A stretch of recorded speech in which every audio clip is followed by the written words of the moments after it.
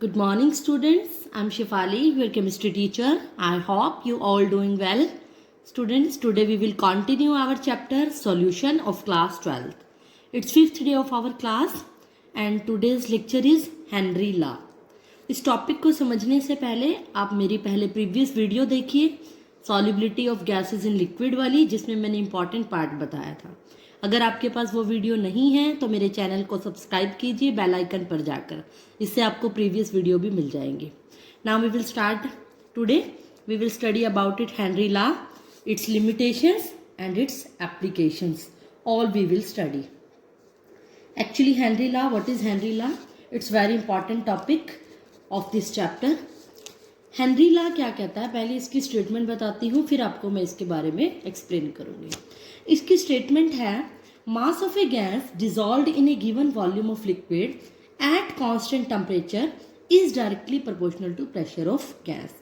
ये कहता है कि किसी भी गैस का मास जो डिजॉल्व होगा किसी लिक्विड के अंदर, वो डिपेंड करता है कि उस गैस का प्रेशर कितना है। मीन्स फॉर एग्जाम्पल, इस बात को समझने के लिए मैं आपको एक एग्जाम्पल देती हूँ। फॉर एग्जाम्पल, मैंने एक कंटेनर लिया, उस कंटेनर में क्या लिया, एक लिक्विड डाल लिया। लिक्विड हमारा क्या होता है, सॉल्वेंट, जिसमें मैं किसी भी चीज़ को घोलूंगी। और यहाँ पर हमारा किसको घोलना है, हमने गैस को। मान लो मैंने कोई भी गैस के पार्टिकल्स डाले, ये क्या है, ये जो मैं डॉट से दिखा रही हूँ सर्कल से, ये क्या है, गैस। गैस के अंदर लिक्विड डाली तो what will you observe, it will be not be soluble, it will upper part of the, means upper part में रहेगी। ये क्या रहेगी, ऊपर ऊपर आपको रहेगी, ये डिजॉल्व होती नहीं नजर आएगी। तो क्या करोगे, मान लिया कि इस टाइम पे मैंने वैल्यू नोट करी, हमने क्या ऑब्जर्व किया कि 0 ग्राम गैस डिजॉल्व हुई। मीन्स गैस का नेचर ही ऐसा होता है, वो ऊपर ऊपर रहती है, वो डिजॉल्व नहीं है। थोड़ी देर बाद मैंने क्या किया, इसी गैस के ऊपर उस अलग कंटेनर के अंदर क्या लगा दिया, पिस्टन लगा दिया। पिस्टन से मतलब आप समझते हो, जो प्रेशर को लगाता है, +1 क्लास में हमने पढ़ा है। जैसे ही मैंने पिस्टन लगाया तो ये क्या देखा, गैस के जो पार्टिकल्स थे इसके अंदर थोड़े बहुत घुलने लग गए, जैसे ही मैंने इसको प्रेशर दिया। मान लिया इस टाइम पे गैस जो है हमारी 10 ग्राम डिजॉल्व हो गई।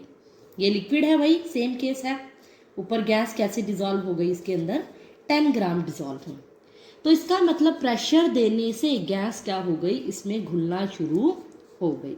अगर मैं प्रेशर और ज़्यादा बढ़ा दूं, मतलब इतना ज़्यादा, जैसे इसको यहाँ से ऐसे ऐसे ऐसे पुश कर दूं, और ये तो क्या होगा, प्रेशर बहुत ज़्यादा होगा, तो गैस बहुत ज़्यादा घुल जाएगी, बिल्कुल कंप्रेस्ड हो जाएगी।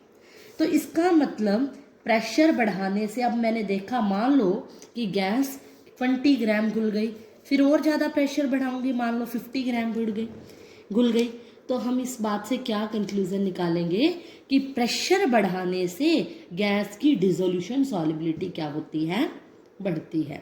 यही हेनरी ने कहा था, विलियम हेनरी इसका पूरा नाम था।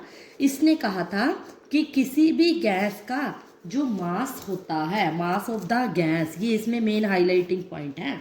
मास जो है किसी भी गैस का, वो किस पे डिपेंड करता है, प्रेशर ऑफ द गैस पे डिपेंड करता है, कि आप कितना प्रेशर लगा रहे हो। तो इट मीन्स, इसकी स्टेटमेंट क्या है, mass of a gas dissolve is directly proportional to pressure, कि किसी गैस का मास कितना घुलेगा वो उसके प्रेशर पे डिपेंड करता है। Is that clear? और हमें पता है जब किसी प्रोपोर्शनल को हटाते हैं तो क्या आता है, कांस्टेंट आता है। प्रोपोर्शनल हटाया, इक्वल का साइन आया, कांस्टेंट क्या होगा, के एच से मतलब क्या है, वेयर, ये सिंबल होता है वेयर का। वेयर के एच इज इक्वल्स टू क्या होता है, ये हेनरी कांस्टेंट, जो कि हेनरी ने दिया था, इस वजह से हेनरी कांस्टेंट था। और ये किस पे डिपेंड करता है, इसके बारे में मैं अभी आपको बताऊंगी। इसके बारे में, नेचर ऑफ गैस क्या है, ये सब इसकी डिटेल में मैं आपको बताऊंगी। क्यों इसको बाद में बताऊंगी, इसलिए क्योंकि इस स्टेटमेंट को हम पूरी ज़्यादा सक्सेस नहीं हुई थी। सक्सेस इन द सेंस, इसी को मॉडिफाई किया गया था हेनरी के एक स्टूडेंट डाल्टन ने। डाल्टन हेनरी का ही स्टूडेंट था और उसका फ्रेंड भी बन गया था। डाल्टन ने हेनरी की लॉ को क्या किया था, मॉडिफाई किया था, थोड़ा सा चेंज किया था।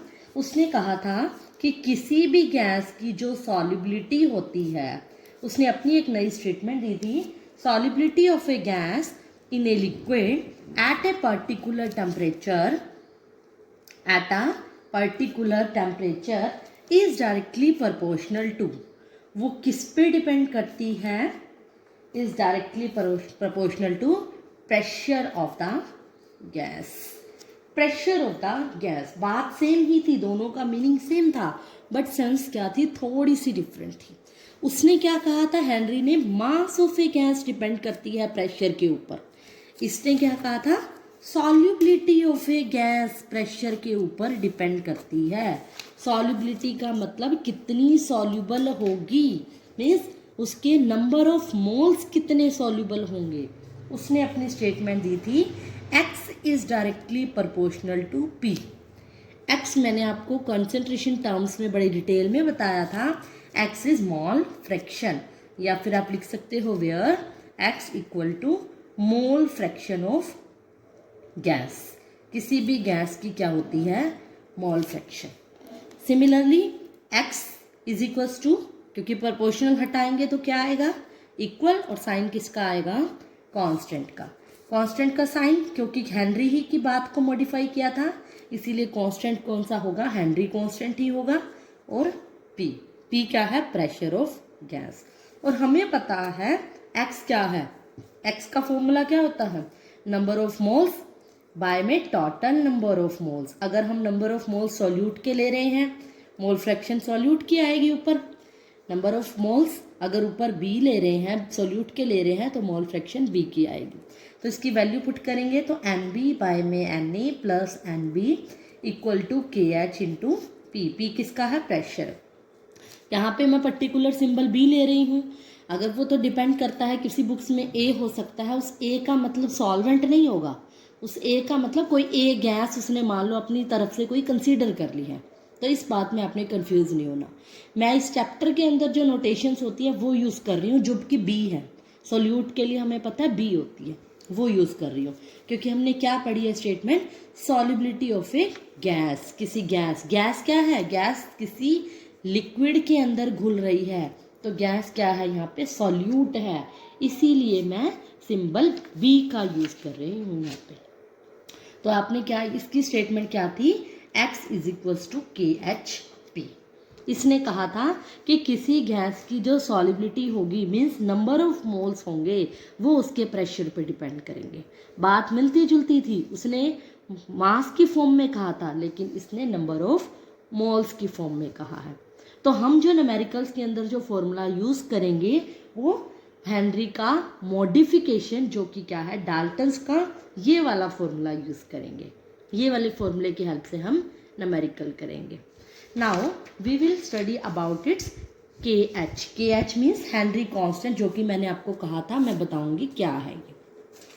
KH जो है, हम हेनरी कांस्टेंट तो है, वो किस किस पे डिपेंड्स करता है, नेचर ऑफ गैस पे डिपेंड्स अपॉन, फर्स्ट तो ये नेचर ऑफ गैस पे डिपेंड करता है, मीन्स अलग अलग गैसेस का अलग अलग KH होता है।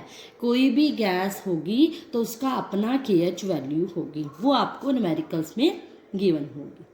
नेक्स्ट पॉइंट इज KH किस पे डिपेंड करता है, वेरी वेरी इंपॉर्टेंट पॉइंट, इस पॉइंट को आपने बहुत अच्छे से समझना है।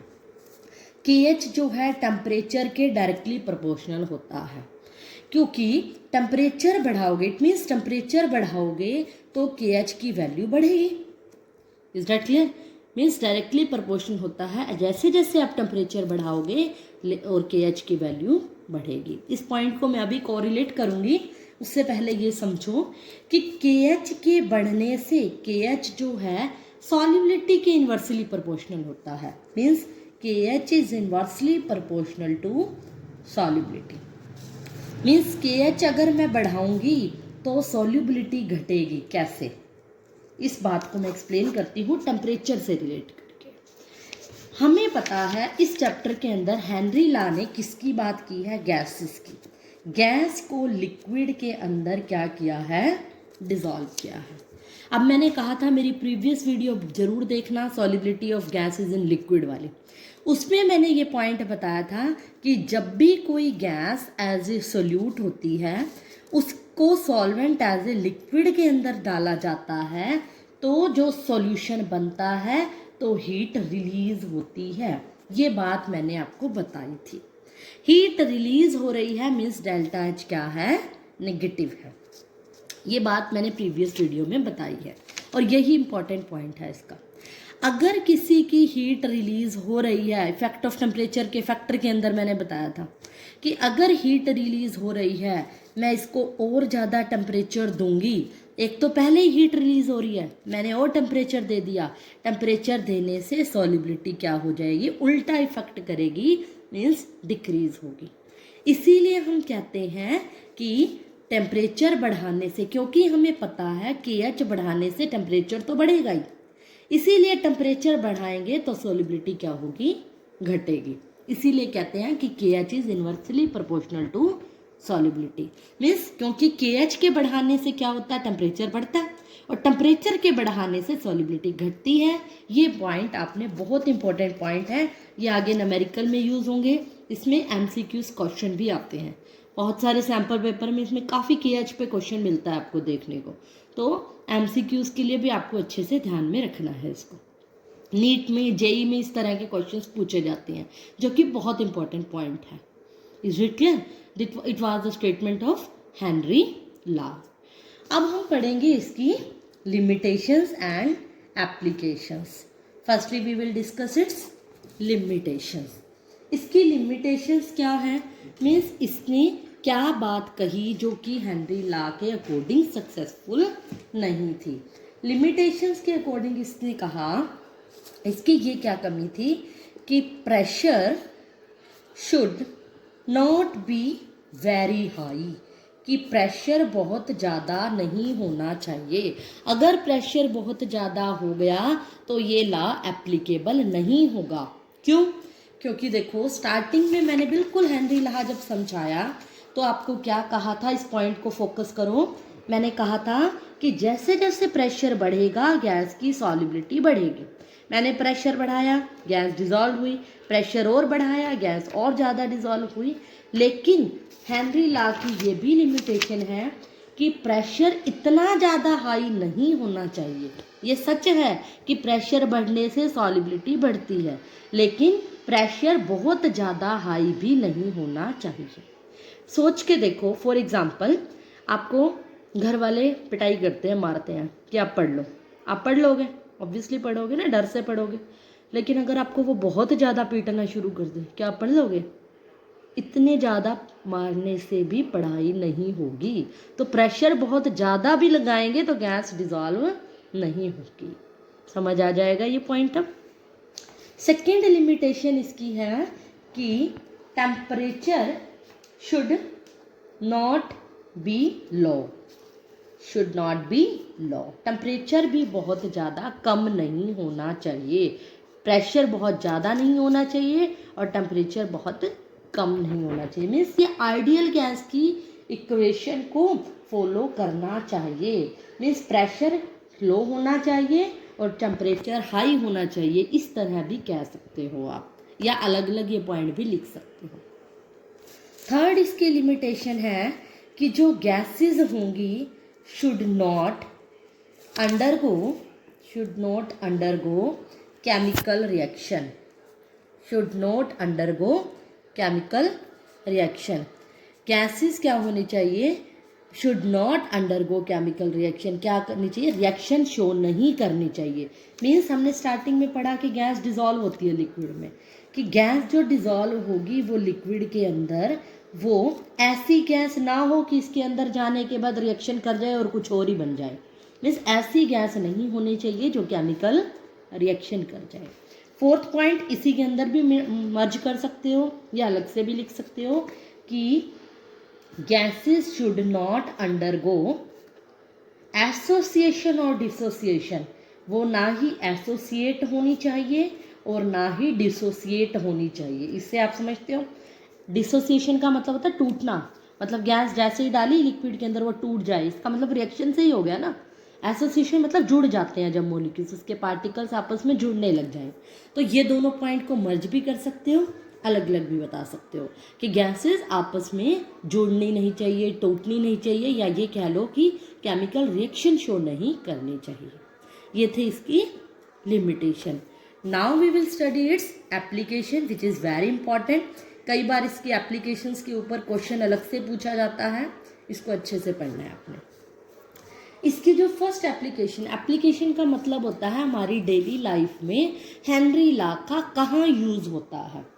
फर्स्ट जो यूज़ होता है in the production of carbonated beverages. Carbonated, या ये कह लो इस पूरे पॉइंट को, carbonated beverages should be sealed under high pressure. कि जो कार्बोनेटेड बेवरेजेस होती हैं, मतलब क्या है इसका, बेवरेजेस होता है ड्रिंकिंग की चीज़ें, जो ड्रिंक्स होते हैं, कोई भी कोल्ड ड्रिंक्स होगी, शैम्पियन होगी, what ever drinks. Carbonated means जिसमें कार्बन डाइऑक्साइड गैस होती है।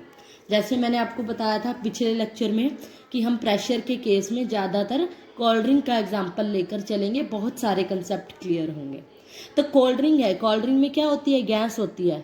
और गैस कब होती है, जब कोल्ड ड्रिंक का ढक्कन बंद होता है, सील्ड होता है अंडर हाई प्रेशर। अगर कोल्ड ड्रिंक के ढक्कन को खोल देंगे तो प्रेशर कम होगा, प्रेशर कम होगा तो गैस बाहर निकलेगी।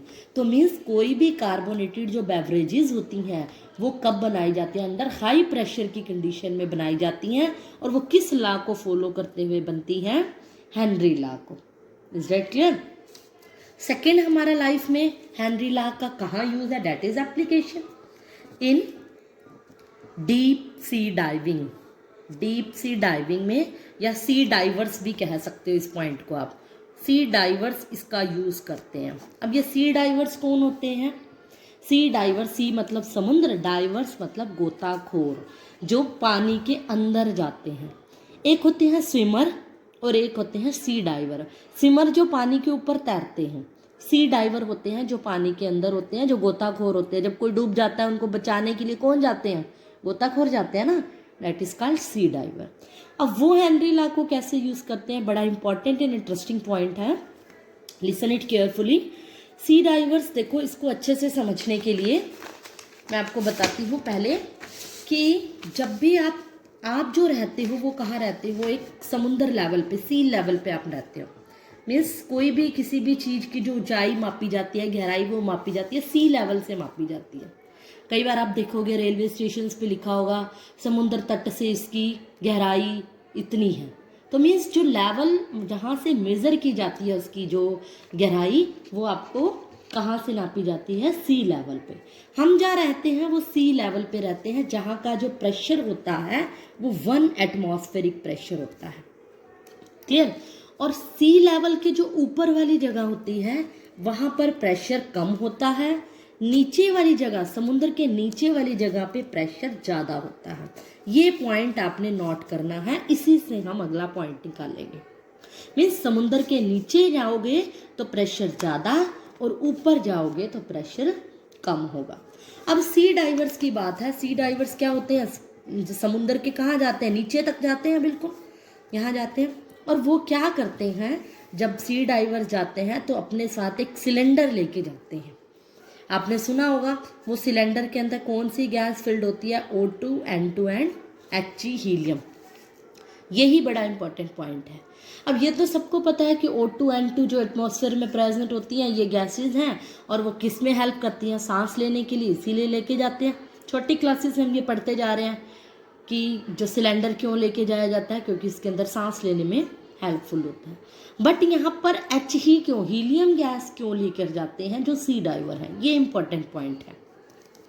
क्या होता है कि जैसे ही सी डाइवर समुद्र के नीचे जाते हैं तो वहाँ पर नीचे जाने से प्रेशर, मैंने क्या कहा, बढ़ता है। अगर प्रेशर बढ़ेगा, नीचे जाएंगे तो सॉल्युबिलिटी क्या होगी, बढ़ेगी। ये तो हेनरी लॉ की बहुत इंपॉर्टेंट फर्स्ट स्टेटमेंट ही है कि प्रेशर बढ़ेगा तो सॉल्युबिलिटी बढ़ेगी। अगर सॉल्युबिलिटी बढ़ेगी तो मीन्स जो पानी होगा उसके अंदर जो गैसेस होगी, जो सिलेंडर भी ले जाएगा, वो क्या होने लग जाएगी, डिज़ोल्व होने लग जाएगी, क्योंकि सॉल्युबल है। वो गैसेस क्या होंगी, डिज़ोल्व होंगी। Is that clear. लेकिन जब वो क्या करेगा, वो गोताखोर क्या करेगा, ऊपर जाएगा। अब वो ऊपर जा रहा है वापस आएगा। गैसेस क्या होगी, जितनी तेजी से डिजॉल्व होगी उतनी तेजी से ऊपर जाने पर क्या देखा उसने, प्रेशर कम हुआ। जैसे ऊपर आया प्रेशर कम हुआ तो सॉलिबिलिटी भी क्या हो गई, कम हो गई। अब ऊपर आने से सॉलिबिलिटी कम हो गई, जो गैस डिजॉल्व हुई थी अब वो इतनी तेजी से नहीं घुल पाएगी और वो एयर बबल्स की फॉर्म में आने लगेगी। क्या बनेगा, एयर बबल्स। एयर बबल्स को हम बैंड भी बोलते हैं। हमारी क्या हो गए, अंदर बबल्स बनने लग जाएंगे, बैंड बनने लग जाएंगे, जो कि हमारी बॉडी के लिए बहुत ही हार्मफुल होते हैं। बहुत ज़्यादा बड़ी डिसीजेज हो सकती है, जानलेवा भी हो सकती है। तो वो क्या करते हैं, हीलियम क्यों लेके जाते हैं, क्योंकि हीलियम की जो सॉल्युबिलिटी होती है वो लो होती है। क्यों होती है, एक्सपेरिमेंटली देखा गया कि KH की जो वैल्यू होती है, हीलियम की KH की जो वैल्यू होती है वो बहुत ज़्यादा होती है। और मैंने आपको ये बताया था कि KH जिसका ज़्यादा उसकी सॉल्युबिलिटी कम होगी। ये बात अभी बताई थी कि इसकी हीलियम की KH वैल्यू ज़्यादा होती है, इसकी सॉल्युबिलिटी कम होती है। इसीलिए क्या होगा, जैसे जैसे जितनी तेज़ी से नीचे सॉल्युबिलिटी बढ़ रही थी, डिज़ोल्व हो रही थी गैस, उसके बबल्स बन रहे थे, हीलियम गैस के जाने से वो इतनी तेज़ी से नहीं घुलेगी और उसके बबल्स नहीं बनेंगे और जानलेवा नहीं होगी। मीन्स ये हेल्पफुल होगी हमें। इसीलिए जो सी डाइवर्स हैं ऑक्सीजन नाइट्रोजन के साथ हीलियम भी अपने सिलेंडर के अंदर फिल करके जाते हैं। और एग्जैक्टली पूछें तो इसकी जो रेशियो होती है वो एक्चुअली में हीलियम की 11 पॉइंट समथिंग परसेंटेज होती है रेशियो। मतलब इतनी परसेंटेज में काम चल जाता है, क्योंकि सांस लेने के लिए तो O2 N2 गैस की ज़रूरत है। ये जस्ट किसके लिए ली जाती है, लो सॉल्युबिलिटी के लिए। तो ये पॉइंट क्या था, सी डाइवर्स जो होते हैं, डीप सी डाइवर कह लो या सी डाइवर्स क्या करते हैं, वो क्या कैरी करते हैं, helium gas cylinder due to its low solubility. Low solubility की वजह से करते हैं, इसीलिए यहाँ कंसेप्ट कौन सा यूज होगा, Henry law. Third last point जो है इसका, वो जो है एप्लीकेशन, वो कहाँ कहेंगे, फॉर क्लाइंबर्स के लिए। क्लाइंबर्स कह लो या जो हिल्स पर जाते हैं, हिल क्लाइंबर जो पहाड़ियों पर जाते हैं। अब भी यही कंसेप्ट यूज होगा जो मैंने आपको बताया। सी लेवल से ऊपर जा रहे हैं, अब ऊपर जा रहे हैं तो प्रेशर क्या हो रहा है, कम। तो क्लाइंबर्स क्या हैं, पहाड़ों में माउंट एवरेस्ट पर जाने वाले, वो क्या है, पहाड़ों से ऊपर जा रहे हैं। ऊपर जाएंगे तो प्रेशर क्या होगा, कम। प्रेशर क्या होगा, कम, तो सॉल्युबिलिटी भी क्या होगी, कम। सॉल्युबिलिटी कम होगी तो ऑक्सीजन की कंसंट्रेशन भी क्या होगी, कम। सॉल्युबिलिटी कम हो रही है, गैस कम हो रही है डिसॉल्व, तो low concentration of oxygen automatically कम होगी, जिसकी वजह से ऑक्सीजन क्या होगी, कंसंट्रेशन जो होगी ऑक्सीजन की ब्लड के अंदर कह सकते हो आप, कम हो जाएगी, क्योंकि गैस कम सॉल्युबल हो रही है। कम सॉल्युबल हो रही होगी तो ऑक्सीजन कम मिलेगी उनको ब्लड के अंदर, और वो क्या होंगे, जो हाई एल्टीट्यूड जाने पर पर्सन फील करना लगेगा, पर्सन फील वीक, या फिर उसको कह लो सांस की दिक्कत हो जाएगी। और इस तरह की बीमारी को हम बोलते हैं एनोक्सिया। बहुत इंपॉर्टेंट वर्ड है, इसके अंदर आप ये जरूर मेंशन करोगे इस पॉइंट के अंदर। तो पर्सन को कैसी बीमारी होने लग जाएगी, एनोक्सिया। बॉडी पेन होना शुरू हो जाएगा, वीकनेस फील होनी शुरू हो जाएगी, तो पर्सन सफर फ्रॉम एनोक्सिया। तो it was the most important point, second and third point, sea divers और क्लाइंबर्स वाला। तो ये आप डेली लाइफ में यूज करते हो। यहाँ पर हम कहते हैं कि हेनरी लॉ यूज होता है। अब हम पढ़ेंगे लास्ट इसके न्यूमेरिकल्स, जो कि हेनरी लॉ के हैं, फिर हमारा ये टॉपिक कंप्लीट हो जाएगा। न्यूमेरिकल्स के लिए मैं एक NCERT का बड़ा फेमस एग्जाम्पल ले रही हूँ, इसको बड़े अच्छे से समझना। न्यूमेरिकल करने का तरीका हमारा वही रहेगा, पहले गिवन डैट डाटा लिखना। तो पहले इसको पढ़ो कि इसमें क्या है, if N2 gas is bubble through the water at 293 kelvin. यहाँ पर गैस कौन सी दी है, N2 whatever gas. How many millimoles of nitrogen gas would dissolve in 1 litre of water. 1 litre क्या है, यहाँ पर इसका पानी का हमें समझ आ रहा है, 1 लीटर डिजॉल्व हो रही है। Assumed that N2 exerts A pressure of, pressure कितना है, N2 का, N2 मतलब जो गैस है, जो सोल्यूट है, जो डिजॉल्व हो रही है, उसका प्रेशर, पार्शियल प्रेशर हम डिनोट करते हैं P से। 0.987 बार इसका प्रेशर है। जो गिवन है वो डाटा मैंने लिख लिया, और मुझे क्या निकालना है, टेम्परेचर भी लिख लेते हैं। वैसे हमें हेनरी लॉ के न्यूमेरिकल्स में टेम्परेचर की नीड नहीं होती, एक पर्टिकुलर टेम्परेचर होता है, स्टेटमेंट में फिक्स होता है, क्योंकि हेनरी लॉ भी यही कहता है। तो इसके अंदर इसका हम यूज़ अभी करेंगे 1 लीटर ऑफ वाटर का। मैं अभी आपको बताऊंगी कैसे करना है।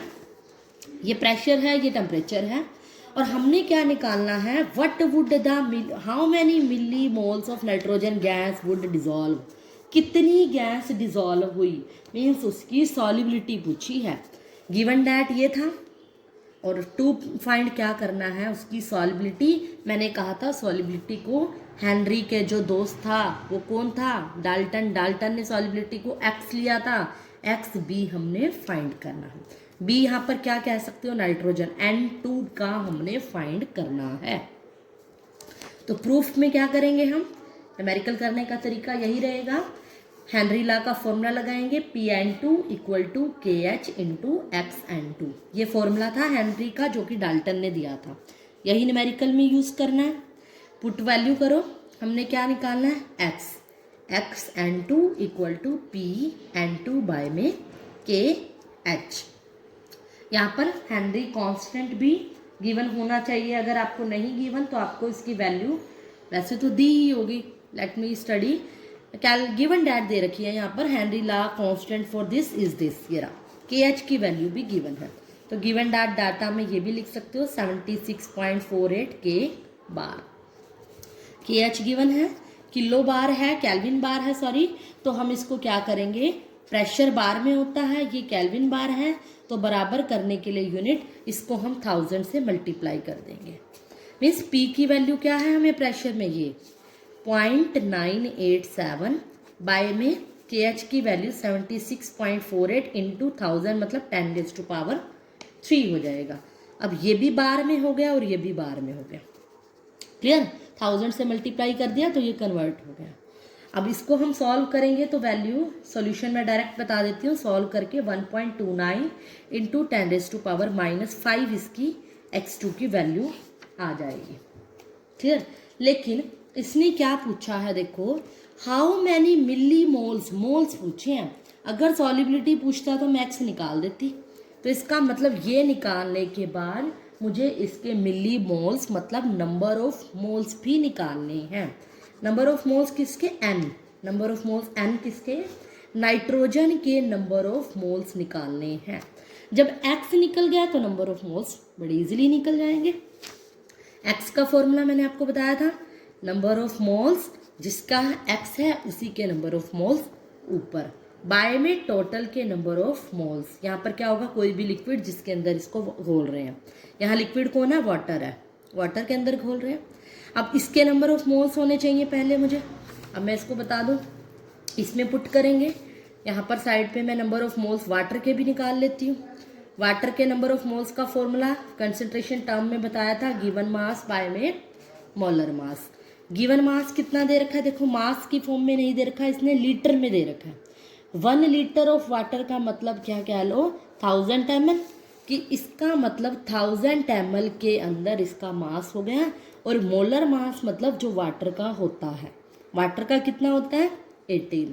तो इस तरह से आप इसके number of moles of water निकालोगे कि कितना मास दे रखा है। मास यहाँ पर लीटर मिलीलीटर इसमें दे रखा है, तो आप ये भी ले सकते हो, कोई दिक्कत नहीं है, क्योंकि ये लिक्विड है ना, इसीलिए इसके मोल्स इस तरह से निकलेंगे।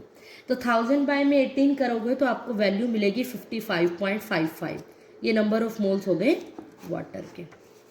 अब मैं इसको इस फॉर्मूले में पुट कर रही हूँ, XN2 equal to number of moles nitrogen के बाय में नाइट्रोजन प्लस वाटर के कितने हैं, 55.5।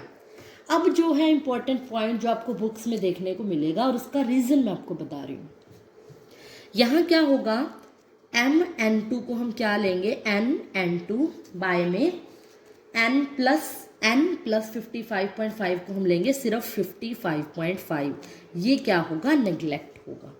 क्यों होगा नेग्लेक्ट, N2 है ये नाइट्रोजन का, क्यों होगा, क्योंकि देखो हेनरी ला ने कहा था कि कोई भी जो गैस डिसॉल्व होगी वो ऐसी लिमिटेशन थी इसकी, थर्ड पॉइंट था कि ऐसी नहीं होनी चाहिए जो इसके साथ केमिकल रिएक्शन कर जाए। केमिकल रिएक्शन मतलब बहुत ज़्यादा नहीं होनी चाहिए वो गैस, अगर बहुत ज़्यादा नहीं होगी तो मीन्स उसकी अमाउंट कम होगी, उसके नंबर ऑफ मोल्स कम होंगे। अब बहुत कम वैल्यू को मैं इसके अंदर डालूंगी, ये किसके हैं नंबर ऑफ मोल्स, पानी के। गैस के कम नंबर ऑफ मोल्स पानी के बहुत ज़्यादा नंबर ऑफ मोल्स में डालूंगी तो कोई ख़ास फर्क नहीं पड़ेगा। मीन्स इन दोनों की एडिशन लगभग मोल्स की वैल्यू क्या कहेंगे, लेस देन इक्वल टू 55.5। तो हम इन दोनों का सम किसके बराबर लेके चलेंगे, 55.555 के बराबर लेके चलेंगे। तो xn2 की वैल्यू क्या हो जाएगी, nn2। xn2 हमने ऊपर निकाला है न्यूमेरिकल में, इसकी वैल्यू फिल कर सकते हैं, 1.29 into 10⁻⁻5 equal to nn2। n number of moles of n2 by में 55.55। nn2 क्या होगा, इन दोनों की मल्टीप्लाई हो जाएगी, क्रॉस करेंगे तो हम इंटू में 55.55, सॉल्व करके आंसर क्या आ जाएगा 0.716, या ये कह लो मिली मोल्स में अगर हम कन्वर्ट करेंगे, वैसे इसका आंसर 71.595 इंटू 10⁻⁻5 मोल्स आएगा। मिली मोल्स में डायरेक्ट मैंने कन्वर्ट कर दिया और ये 0.716 मिली मोल्स आ जाएगा। तो डैट्स ऑल, यही इसका आंसर होगा। इसी तरह के न्यूमेरिकल्स आपको हेनरी ला के देखने को मिलेंगे। आपके पास इस टाइम जो भी बुक अवेलेबल है वहाँ से इसके प्रैक्टिस प्रॉब्लम सॉल्व करोगे और इसके न्यूमेरिकल्स को आप ट्राई करोगे। Thank you, that's all for today.